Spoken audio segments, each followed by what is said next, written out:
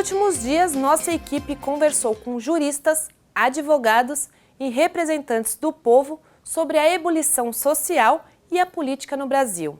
Desta vez, Caterine Cifali entrevistou o deputado estadual Coronel Telhada. No dia 4 de março, por conta da deflagração da 24ª fase da Operação Lava Jato, conhecida como Aleteia, que colocou o ex-presidente Lula como protagonista nas investigações, os brasileiros acordaram para uma das maiores investigações do nosso país. Eu estou aqui na Assembleia Legislativa e eu vou conversar com o Coronel Telhada, que também é o nosso deputado estadual, com relação a esse momento único que a nossa nação está vivendo.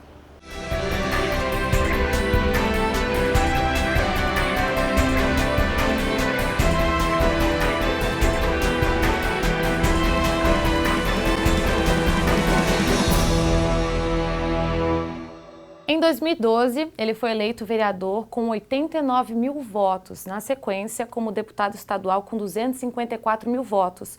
Foi o deputado segundo mais votado aqui no estado de São Paulo e o quarto no país. Eu estou aqui com o Coronel Telhada, o nosso deputado estadual, para falar sobre esse quadro, esse momento político de agora. E eu vou começar perguntando para você, se você, agora no início de março, com a deflagração da 24ª fase da Operação Lava Jato, ela mudou o cenário político? Mudou drasticamente, mas era uma coisa que já era esperada, né? Eu acho que praticamente uma boa parcela da população brasileira esperava esse resultado, acreditava nisso, mas até então não tinha no que se basear. Eu acho que essa 24ª fase da Lava Jato e principalmente a liberação dos áudios da gravação telefônica deram uma luz muito grande em cima de tudo que está acontecendo. Porque é impossível, veja bem, eu sou militar, sou comandante, é impossível você estar comandando um quartel, você estar comandando uma tropa, isso levando para o lado empresarial, comandando uma empresa, levando para o lado político, você está comandando um estado, comandando um país, é impossível você não saber o que está acontecendo. Ou você é um total incompetente, ou você é conivente. E aí acaba também não sendo merecedor do cargo? Sem dúvida, incompetente eu sei que as pessoas não são, porque chegaram lá. Se aceitaram o que está acontecendo e não tomaram providências, são tão culpados como aqueles que fizeram. Então, eu acho que isso já era esperado por boa parte do país. A credibilidade desse governo está praticamente em zero, tá? Não sei quantos %, mas eu já não acreditava nesse governo desde que se candidataram. Agora, então, acho que o país está acordando para essa realidade. Não só a credibilidade, como a ingovernabilidade. O país está sem governo, o país está sem governo, é uma coisa terrível. E não só nacionalmente, mas internacionalmente. Hoje nós somos taxados internacionalmente como caloteiros. Isso é muito ruim para o Brasil e para os brasileiros. Você comentou dessa questão aí da credibilidade do governo, mas a polícia, ela teve um papel muito importante agora nesse momento da Operação Lava Jato. Você acha que a descredibilidade que vinha crescendo da polícia, agora ela estagnou e voltou a acender a credibilidade? Boa pergunta, boa pergunta. Entenda uma coisa, a polícia ela sempre teve credibilidade. O que eu acho que não tem credibilidade no Brasil não é a polícia, é a lei. A nossa lei, ela é muito benévola com o crime. As nossas leis são feitas de uma maneira hipócrita. Você acaba vitimando o criminoso e incriminando a vítima. Ou seja, pode ver que a maioria das ocorrências, o bandido, o criminoso acaba sendo mostrado como vítima. E aquele cara que sofreu a violência, no final ele passa a ser o culpado. Se ele não tivesse ali, não tinha acontecido o crime. Então a hipocrisia da nossa legislação é muito grande. Isso fez com que houvesse desacreditasse das forças de segurança, de todas as polícias, da Polícia Militar, da Polícia Civil, das guardas municipais, da Polícia Federal, das Forças Armadas. Então eu acho que essa fase que as forças de segurança estão passando, não só a Polícia Federal, porque a Polícia Federal, na realidade, tinha pouca projeção. Hoje, eu creio que, de repente, o Ministério Público Federal e a Polícia Federal são, dentro do país, para a população, talvez uma das forças, das instituições com maior credibilidade. Por quê? Porque estão mostrando o serviço. Então, quando o brasileiro ele vê um resultado, ele passa a acreditar naquilo, porque até então a nossa lei ela não produzia nada. Agora não, nós estamos vendo políticos presos, nós estamos vendo empresários riquíssimos presos, nós vimos senador preso. Uma coisa que eu nunca vi na história nossa, pelo menos eu tenho 54 anos, mas creio que até as pessoas mais velhas que eu acho que nos últimos 100, talvez nos últimos 200 anos de história, nós não tenhamos visto um senador da República preso. Eu acho que é inédito uma situação dessa. O que faz muito bem ao país, muito obrigado, faz muito bem, porque ninguém está acima da lei. Ninguém é Pois melhor é, que ninguém. você assim resumiu bem uma frase que o Obama ele disse até recentemente em um dos discursos dele, que aqui no país é o único lugar que o juiz ele é caçado e não o criminoso. É complicado, né? E acaba correndo uma inversão de valores, né? Aliás, eu acho que aqui no Brasil, devido ao golpe de 64, o golpe militar, ou revolução, cada um chama de jeito que quiser, aconteceu uma inversão muito grande de valores. Diz com relação ao militar. A tudo, ao país. Aqueles valores que nós tínhamos quando éramos crianças, a glória, a honra, a honradez, a educação, a honestidade, isso tudo acabou caindo em desuso. Por quê? Porque quando essas pessoas que foram mandadas embora do país, com motivo ou sem motivo, eu não vou entrar nessa discussão, quando essas pessoas voltam, elas veem o país numa situação. Qual a intenção deles? Vamos mudar a situação do país, o Brasil precisa mudar. E mudaram o Brasil, mas mudaram para pior. Hoje o país está de ponta cabeça. Os nossos jovens hoje são ensinados como não deve se proceder. Os nossos jovens são ensinados a não ter a respeitar a autoridade. Você vê nas escolas exemplos clássicos. Você vai numa escola hoje, o professor não é respeitado. O professor é desacatado, o moleque põe o dedo na cara do professor. E se o professor tomar atitude, o pai do moleque vai lá e reclama do professor. Então nós perdemos a noção de autoridade. Sem noção de autoridade, nós não temos democracia, porque existe um conceito muito errado no Brasil sobre democracia. O pessoal acha que democracia é bagunça. Ao contrário, democracia é pura ordem. Por quê? O que é democracia? A democracia existe quando eu te respeito e você me respeita. Isso é democracia. Nós dois temos limites, eu não posso avançar nos seus limites, nem você no meu. E quem mantém essa ordem? As forças de segurança. Então, numa democracia, você tem que ter uma polícia forte. Você tem que ter uma lei forte. Justamente o contrário do que os brasileiros pensavam até então. Mas você acredita que o país ele ainda precisa ser mais atuante nesse segmento? Sem dúvida. O Sérgio Moro está sendo um grande exemplo. Um exemplo de tenacidade, um exemplo de força, um exemplo de legalidade. E, de repente, olha que interessante a gente conversando isso aqui, uma coisa que era para ser normal, o cumprimento da lei passou a ser um exemplo para todo o Brasil. Sim, ele todo mundo quer que o pedestal. cara vai ser o herói, ele é o herói nacional hoje. Por quê? Porque ele cumpriu a lei. É muito interessante isso. Ele vem quebrando um paradigma. Exato. Aí que existe no sistema. Ele vem tomando primeiro, ele cumpriu a lei, tomou providência, porque todo mundo quer empurrar com a barriga, ele foi lá, tomou providência, prenda-se, cumpra-se, resgate os bens. A gente via a pessoa ser presa e não devolver. Hoje nós estamos tendo bilhões de reais sendo devolvidos aos cofres públicos. Então, esse é o caminho que tem que ser seguido. No Brasil, errou, tem que ir para a cadeia. Não tem ninguém melhor ou pior. Rico, pobre, político, general, coronel, deputado, presidente, ninguém é melhor que ninguém. Eu vou entrar nesse ponto agora, o senhor agora como deputado, você está deputado estadual, mas você tem uma trajetória excelente aí de 33 anos até se aposentar na Polícia Militar. Como é que você faz esse paralelo entre a polícia e o poder legislativo? Olha, primeiro que você falou uma frase muito legal, eu estou deputado, eu não sou, eu estou deputado, eu sou policial militar. A pessoa acha que ser político é poder, ao contrário, você ser político é praticamente uma servidão. O político ele é feito para servir a população, para servir a pátria, não para ser servido dela. E justamente esse conceito era o contrário. Até pouco tempo atrás, todo mundo queria se candidatar para se servir do serviço público. Um conceito totalmente errado, é o contrário. O político ele é eleito para trabalhar pela população. Para eu traçar um paralelo, eu queria traçar um paralelo entre a polícia e a política, não entre o legislativo. A política no geral. Eu não vejo diferença.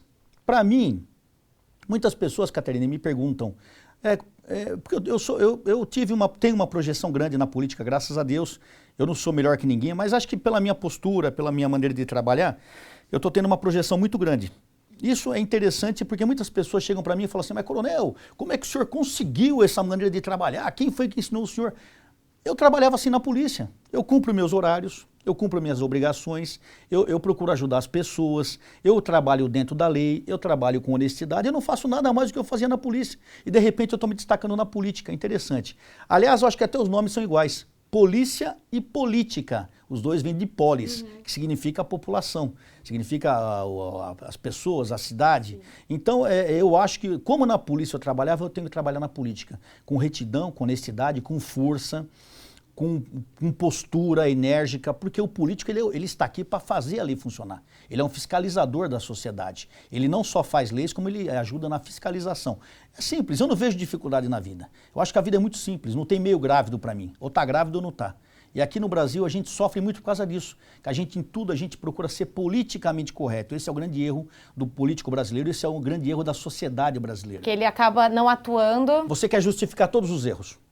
Tudo que acontece errado, a gente... Ah, mas veja bem, então você procura ser politicamente correto. Não, eu entendo o seguinte, a lei existe, ela tem que ser seguida, goste ou não goste. Se eu não gosto da lei, eu vou procurar mudar a lei. Como? Fazendo novos projetos, trabalhando numa mudança da legislação, mas sempre dentro da lei. Sim. Entendeu? É a mesma coisa do impeachment agora. Todo mundo fala, vai ter impeachment, não vai? Eu acho que o impeachment, é lógico que o pessoal pró-governo vem falar que o impeachment é golpe. É golpe agora que é em cima deles, que quando foi contra o Collor não era golpe, contra o FHC queriam fazer não era contra os outros não é golpe, contra eles é.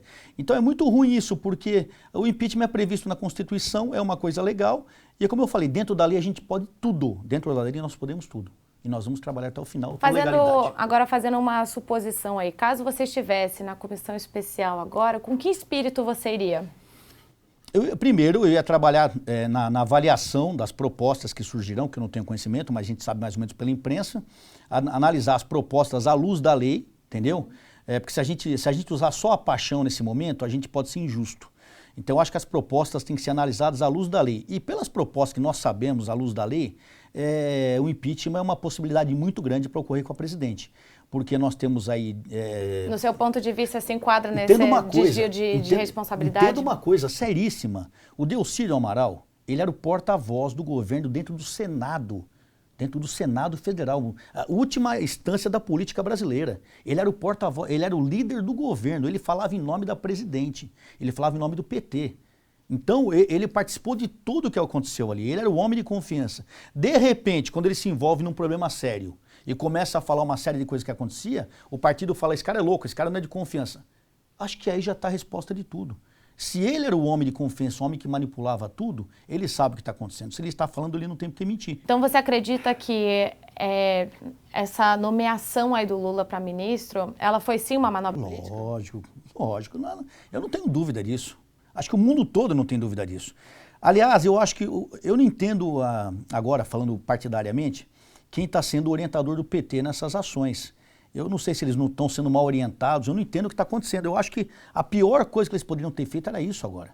Porque ficou muito ruim para o PT, ficou muito ruim para a presidente. A presidente não pode ser partidária, ela está sendo partidária. Ela preside o Brasil, ela não é presidente do PT.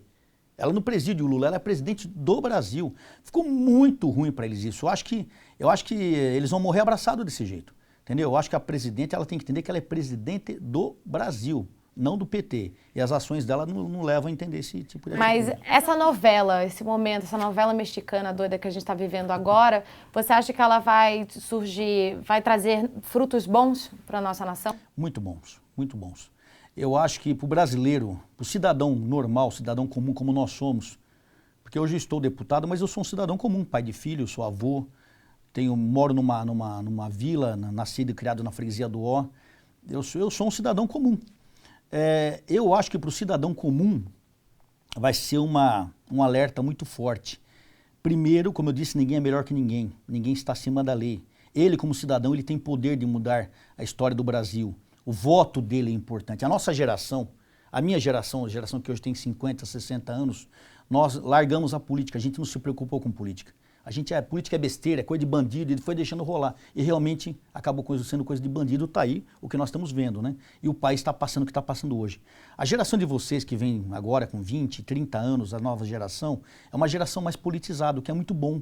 Vocês começam a prestar atenção no que está acontecendo, vocês vão para o debate, vocês estudam o assunto. Então eu creio que está sendo muito bom para o crescimento do Brasil. Todos os países no mundo hoje que tem uma situação melhor que a do Brasil, eles passaram por guerras, passaram por catástrofes naturais. O Brasil, graças a Deus, é um país abençoado nesse aspecto. Nós nunca tivemos grandes guerras, grandes desastres naturais para que a gente possa mudar a mentalidade da população. Então está sendo necessário a população passar por isso. Eu acho que vai sofrer mais ainda, não acho que vai acabar aqui essa novela mexicana, como você falou. Eu acho que nós teremos muitos problemas. Mas nós temos que passar por isso. É um aprendizado para toda a nação brasileira. E esse alerta para outros políticos, policiais e até para os cidadãos comuns. Você acredita que esse momento aí de julgamento, de que sim, se você fizer errado, você vai ser punido, vai afetar cada um? Sem dúvida. Eu acho que mudou-se o jeito de fazer política no Brasil. Eu sou de uma nova geração de políticos onde a gente não é político profissional. Nós temos nossa carreira e eu, então, aposentado, resolvi sair na política porque atendendo alguns pedidos e até achando que eu podia dar minha contribuição. Os mais jovens que vão ingressar na política, eles têm que entender daqui para frente o seguinte: primeiro, a transparência é condição sine qua non para você trabalhar. Usando o quê? Usando os meios de comunicação, usando o Facebook, usando o WhatsApp, usando a rede social. Então, você, diariamente, tem que prestar satisfação no que você faz. O povo sabe que você tem acesso à sua intimidade funcional, não sua intimidade de vida, mas funcional, eles podem saber o que você está fazendo. Então, o político tem que entender que essas falcatruas que fizeram e que está vindo à tona pela Operação Lava Jato, isso aí acabou. Isso aí acabou. O cara que se meter a besta a fazer isso aí, ele vai pagar. E tem que pagar, tem que ir pra cadeia. São bandidos. Esses caras são pior do que um cara que anda armado com um fuzil na rua. Porque um cara armado com um fuzil na rua mata 1, 2, 10 pessoas. Esses vagabundos aí, eles matam milhões de pessoas. Eles matam centenas de pessoas diariamente em hospitais, em falta de educação. São crianças que vão virar bandidos por causa desses pilantras que estão roubando a população, roubando dinheiro público. Então, tem que entender o seguinte: quem fizer coisa errada vai pra cadeia, vai pagar. Independente, como eu falei, se for político, se for policial, se for médico, seja o que for. Ele vai fazer coisa errada, ele vai pagar. Aliás, deveria ter sido sempre assim. Mas não existe uma imagem distorcida de que a corrupção ela se enquadra lá em Brasília não. E que o cidadão comum que fura uma fila não é corrupto? Não. A corrupção, o culpado da corrupção é o povo. O culpado da corrupção é o povo, não são os políticos. Está enraizado, então. Se o povo não tivesse eleito aqueles políticos corruptos, eles não estariam lá. E sabe por que ele elegeu aqueles políticos corruptos? Porque eles iam ganhar alguma coisa em troca. Ou uma cesta, ou R$10, ou enfim, alguma coisa, um serviço, alguma coisa a ser ganha em troca. Por quê? Porque o corrupto, ele não existe se não houver o corruptor. Não existe um policial corrupto se alguém não ofereceu dinheiro para ele. Então, o tão culpado contra o corrupto é o corruptor. Então nós gritamos pelos políticos que estão lá, mas quem votou nessas pessoas é tão culpado quanto. Por isso que a gente fala, pense em quem você vai votar, levante a história de quem você vai votar, saiba quem é a pessoa que você vai votar e depois dele eleito, cobre posturas e atitudes dele.